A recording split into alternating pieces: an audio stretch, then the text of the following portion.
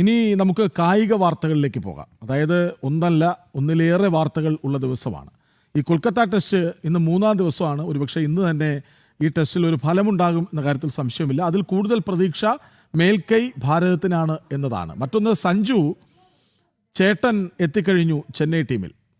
അത് കഴിഞ്ഞ കുറച്ച് ദിവസങ്ങളായി ഉറപ്പിച്ചില്ല എന്ന മട്ടിൽ നിന്നതാണ്. പക്ഷേ കഴിഞ്ഞ ദിവസം സഞ്ജു ടീമിൽ എത്തിയെന്ന സ്ഥിരീകരണം വരുന്നു. മറ്റൊന്ന്, മിനി താരലേലം വരാനിരിക്കുകയാണ്. അപ്പോൾ ആരെയൊക്കെ ഉൾക്കൊണ്ടു, ആരെയൊക്കെ തള്ളി ഓരോ ടീമുകളും എന്നറിയേണ്ടതുണ്ട്. നിഖിൽ ചേരുന്നു. നിഖിൽ, വരൂ. ഏതായാലും കായിക രംഗത്ത് സമഗ്രമായൊരു ദിവസമാണ്.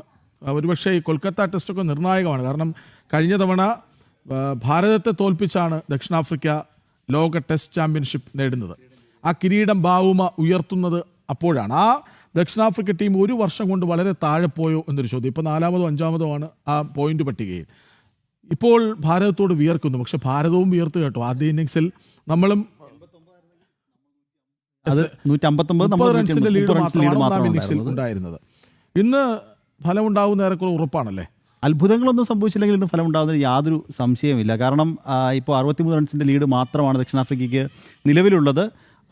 ഇനി 3 വിക്കറ്റുകൾ മാത്രമാണ് അവരുടെ അവശേഷിക്കുന്ന 3 വിക്കറ്റുകൾ കൂടി മാത്രമാണ്. ആ 3 വിക്കറ്റുകളാണ് എന്തായാലും ഇന്ന് ഫലം നിർണ്ണയിക്കുക. എനിക്ക് തോന്നുന്നു ആദ്യ സെഷനിൽ തന്നെ ഭാരതത്തിൻ്റെ ബോളർമാർ എറിഞ്ഞിടാനുള്ള എല്ലാ സാധ്യതയും കാണുന്നുണ്ട്. അതായത് ഒരുപക്ഷെ ഈ ബുംറ ഒന്ന് നന്നായി എറിഞ്ഞാൽ, ബുംറ മാത്രമല്ല ജഡേജയും ഒരു വലിയ ഫാക്ടറാണ്. അതെ, ജഡേജ ഫാക്ടറാണ്. മാത്രമല്ല ജഡേജ ഒരു മധുര പ്രതികാരം തോന്നിയ ഒരു ദിവസമാണ് ഇന്നലത്തെ.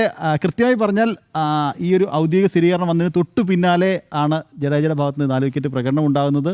ഒപ്പം 4000 റൺസും 300 വിക്കറ്റും തേടുന്ന 4ാമത്തെ താരമായി ഉയർന്നിരിക്കുന്നു എന്നുള്ളതും ഏറ്റവും ശ്രദ്ധേയമായ ഒരു കാര്യം. മറ്റൊരു കാര്യം കൂടിയുണ്ട്, ഈ വാഷിംഗ്ടൺ സുന്ദർ. അതെ, അത് പറയാൻ കാരണം വാഷിംഗ്ടൺ സുന്ദർ കഴിഞ്ഞ ഏതു മത്സരത്തിലാകട്ടെ, ടെസ്റ്റിലാകട്ടെ വൺഡേയിലാകട്ടെ, കിട്ടിയ അവസരങ്ങളൊക്കെ പരമാവധി ഉപയോഗപ്പെടുത്തിയ ഒരു കളിക്കാരനാണ്. നമുക്ക് 2 താരങ്ങളെ ഓർമ്മിപ്പിക്കുന്നുണ്ട്. ഒന്ന്, വീരേന്ദ്ര സെവാഗ് ഓഫ് സ്പിന്നറായി ടീമിലേക്ക് വരുന്നു.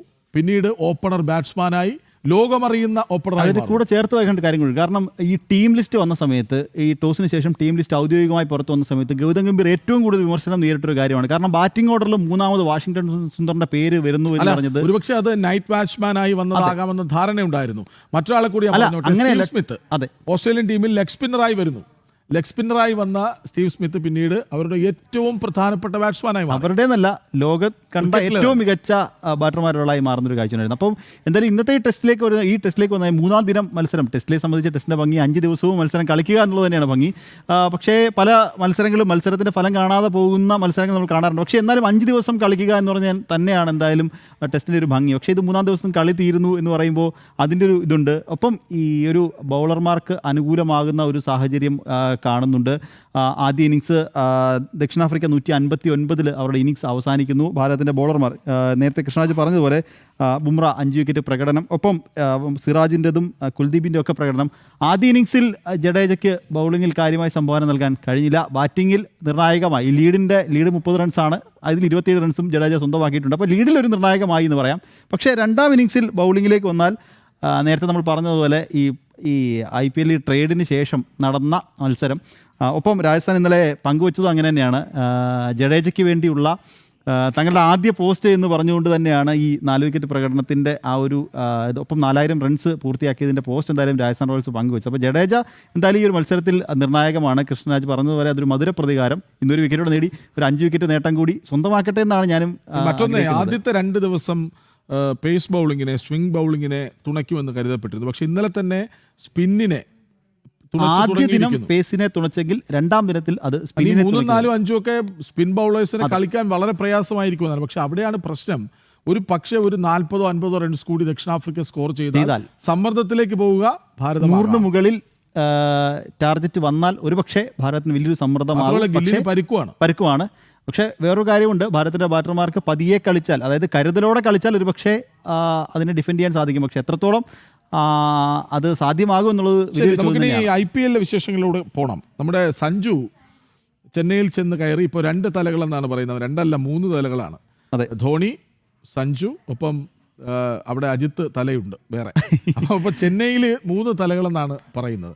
ഏതായാലും സഞ്ജുവിൻ്റെ വരവ് അവർക്ക് നൽകുന്ന ആത്മവിശ്വാസം. നോക്കൂ, 2 താരങ്ങളെ കൊടുത്തിട്ടാണ്. അത് ജഡേജയെ പോലെ ലോക ക്രിക്കറ്റിൽ ഏറെക്കാലം ഓൾറൗണ്ടർമാരുടെ ICC പട്ടികയിൽ റാങ്കിങ്ങിൽ ഒന്നാമതെന്ന താരമാണ്. ഒപ്പം ചെന്നൈയുടെ കിരീട നേട്ടങ്ങളിൽ 3 കിരീട നേട്ടങ്ങളിൽ നിർണായകമായത് ജഡേജയുടെ പ്രകടനമായിരുന്നു എന്ന് പറയാം. ഏറ്റവും അവസാനം ചെന്നൈ നേടിയ ആ ഒരു കിരീട നേട്ടം പോലും അതിൽ നിർണായകമായതും ജഡേജയുടെ പ്രകടനം തന്നെയാണെന്ന് പറയാം. അവർ ഏറ്റവും വിശ്വസ്തനായ, അതായത് ബാറ്റിങ്ങിലും ബോളിങ്ങിലും, ഇനി ബാറ്റിങ്ങിലും ബോളിങ്ങിലും തിളങ്ങിയില്ലെങ്കിൽ പോലും ഒരു 20 റൺസെങ്കിലും ഫീൽഡിൽ ജഡേജ സേവ് ചെയ്തിരിക്കും എന്ന കാര്യത്തിൽ യാതൊരു സംശയവും നമുക്ക് എന്തായാലും ഇല്ല.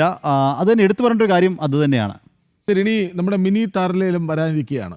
കുറേ താരങ്ങളെ കൈമാറ്റം നടന്നു. മാത്രമല്ല കുറേ താരങ്ങളെ ഒഴിവാക്കിയിട്ടുണ്ട്. അതായത് ലേലത്തിലേക്ക് വയ്ക്കുന്നു, കുറേ പേരെ നിലനിർത്തുന്നു. അതിനെക്കുറിച്ച് വളരെ പെട്ടെന്ന് ഈ താരലേലത്തേക്ക് വരുമ്പോൾ അതിൻ്റെ പട്ടിക ഏറ്റവും രസകരമായൊരു പട്ടിക എന്ന് പറഞ്ഞാൽ കൊൽക്കത്ത നൈറ്റ് റൈഡേഴ്സിന് ഇനി പേഴ്സിലുള്ളത് 63 കോടി രൂപയാണ് എന്നുള്ളതാണ് ഏറ്റവും ശ്രദ്ധേയം. അതായത് ആകെയുള്ള 125 കോടിയിൽ പകുതിയോളം അവർക്ക് അവശേഷിക്കുന്നുണ്ട്. അവരുടെ ഏറ്റവും പ്രധാനപ്പെട്ട 2 താരങ്ങളെ റിലീസ് ചെയ്തു, വെങ്കടേഷ് അയ്യരെയും ഒപ്പം ആന്ധ്ര റസലിനെയും. വർഷങ്ങളോളം അവരുടെ ടീമിൻ്റെ ഭാഗമായിരുന്ന റസലിനെ അവർ റിലീസ് ചെയ്തു എന്നുള്ളതാണ് ഏറ്റവും ശ്രദ്ധേയം. അങ്ങനെ ഈ പേഴ്സ് ഏറ്റവും കൂടുതൽ അതിൽ കനമുള്ള ടീം എന്തായാലും കൊൽക്കത്ത നൈറ്റ് റൈഡേഴ്സ് ആണ്. ആ പേഴ്സിൽ ഏറ്റവും കനം കുറഞ്ഞത് മുംബൈ ഇന്ത്യൻസ് ആണ്. കാരണം മുംബൈ ഇന്ത്യൻസിന് ഇനി ഒരു താരത്തെ കൂടി അവരുടെ ടീമിലേക്ക് ഉൾപ്പെടുത്തേണ്ട കാര്യമില്ല. അവർക്ക് ആകെ വേണ്ടിയിരുന്നത് ഒരു സ്പിന്നറുടെ സ്ലോട്ടായിരുന്നു. അത് മായങ്ക് മാർക്കണ്ഡെ എന്ന യുവതാരത്തെ കൊണ്ട് അവർ ആ ഒരു സ്ലോട്ട് കൃത്യമായി അവർ ഫില്ല് ചെയ്തിട്ടുണ്ടെന്ന് പറയാം. ഒപ്പം മറ്റു ചില താരങ്ങളെ അവർ റിലീസ് ചെയ്ത്, മുംബൈയുടെ കാര്യത്തിലേക്ക് റിലീസ് ചെയ്ത താരങ്ങൾ നോക്കിയാൽ പ്രധാന താരങ്ങളെ ഒന്നും മുംബൈ റിലീസ് ചെയ്തിട്ടില്ല. അവർ റിലീസ് ചെയ്തതാവട്ടെ വിഘ്നേഷ് പുതൂറിനെ റിലീസ് ചെയ്തിട്ടുണ്ട്. വിഘ്നേഷ് പുതൂറിനെ റിലീസ് ചെയ്തതുമായി ബന്ധപ്പെട്ട് മറ്റൊരു അപ്ഡേറ്റ് കൂടിയുണ്ട്. കാരണം വിഘ്നേഷ് പുതൂറിനെ റിലീസ് ചെയ്തെങ്കിലും വിഘ്നേഷ് പുതൂറിന് കഴിഞ്ഞ സീസണിൽ പരിക്ക് പറ്റിയിട്ടുണ്ട്. ആ പരിക്കിനെ തുടർന്നാണ് വിഘ്നേഷിനെ എന്തായാലും മുംബൈ റിലീസ് ചെയ്തത്. ഒപ്പം ഈ റിലീസ് ചെയ്തെങ്കിലും വിഘ്നേഷ് പുതൂറിൻ്റെ പരിക്കിനെ തുടർന്നുണ്ടായ ചിലവുകൾ, അതായത് ചികിത്സയ്ക്ക് വേണ്ട ചിലവുകൾ, അത് മുംബൈ ഇന്ത്യൻസ് വഹിക്കും എന്ന് മുംബൈ ഇന്ത്യൻസ് ടീം അറിയിച്ചിട്ടുണ്ട്. അതൊരു ശ്രദ്ധേയകരമായി നമുക്കിത് എടുത്തു പറയേണ്ട ഒരു കാര്യം തന്നെയാണ്. കാരണം ഒരു ടീം ഒരു താരത്തെ റിലീസ് ചെയ്യുന്നു, ആ താരത്തിന് പരിക്കാണ്. ആ പരിക്കാണെങ്കിൽ പോലും പിന്നീടുള്ള താരത്തിൻ്റെ തുടർ ചികിത്സ അത് മുംബൈ ഇന്ത്യൻസ് വഹിക്കും എന്ന് മുംബൈ ഇന്ത്യൻസ് മാനേജ്മെൻറ്റ് അറിയിച്ചിട്ടുണ്ട്. മറ്റ് താരങ്ങൾ മുംബൈയിലേക്ക് നേരത്തെ പറഞ്ഞ പോലെ പ്രധാന താരങ്ങളൊന്നും മുംബൈ അങ്ങനെ റിലീസ് ചെയ്തിട്ടില്ല. റിലീസ് ചെയ്ത പ്രധാന താരം ഡൽഹിയിലേക്ക് വന്നാൽ ഡൽഹിയിലെ ഡൂപ്ലസിസിനെ അവർ റിലീസ് ചെയ്തിട്ടുണ്ട് എന്നുള്ളത്. നേരത്തെ പറഞ്ഞ പോലെ കുറേ നാളായി ചെന്നൈയുടെ ഭാഗമായിരുന്ന ഒരു താരമായിരുന്നു ഡൂപ്ലസി.